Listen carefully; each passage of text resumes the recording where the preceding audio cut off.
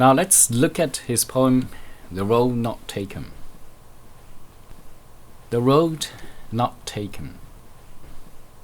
Two roads diverged in a yellow wood, and sorry I could not travel both, and be one traveller long I stood, and looked down to one as far as I could, to where it bent in the undergrowth. Then took the others just as fair, and having perhaps a better claim, because it was grassy and wanted wear. Though as for that the passing there had warmed them really about the same, and both that morning equally lay in leaves, no step had trodden black. Oh, I kept the first for another day, yet knowing how way leads on to way, I doubted if I should ever come back. I should be telling this with a sigh, somewhere ages and ages hence, two roads diverged, and I took the one less travelled by, and that has made all the difference. In Oxford Companion to American Literature, it is said that a poet tells how the course of his life was determined when he came upon two roads that diverged in a wood.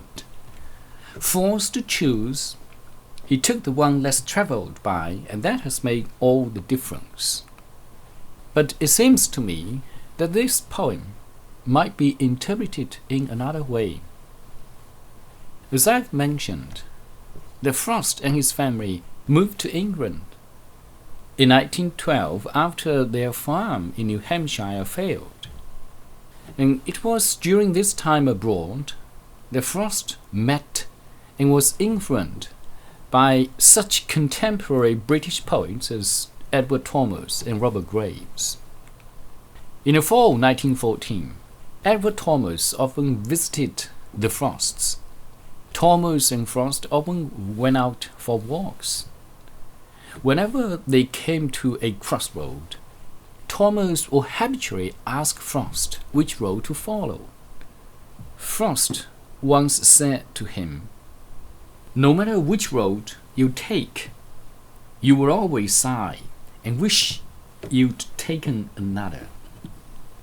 The image of Thomas, who got stuck at the crossroads and was quite at loss about which road to take, inspired this poem. And this is the story behind this poem.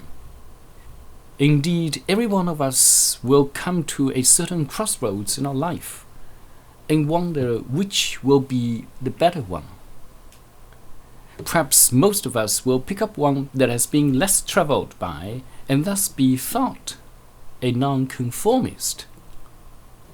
However, this poem sheds an ironic light on this desire.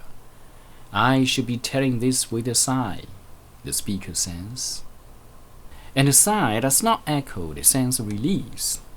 Instead, it suggests a certain sense of sadness, anxiety, and even insincerity.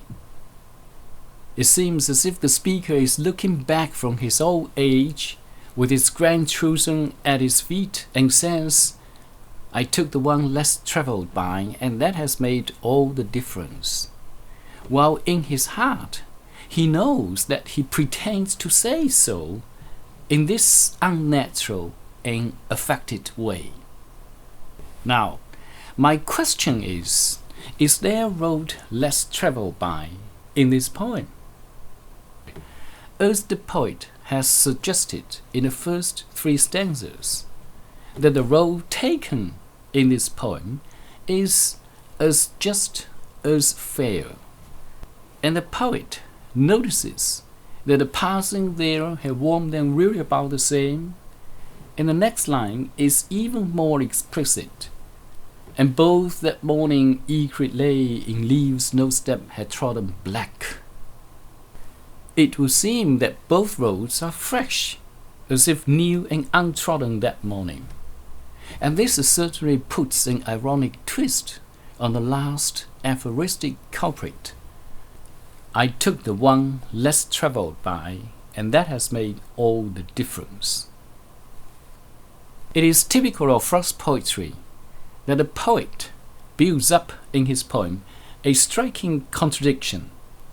The speaker points to a simple and even simplistic reading of the poem, while the poet himself demands a more insightful and ironic interpretation.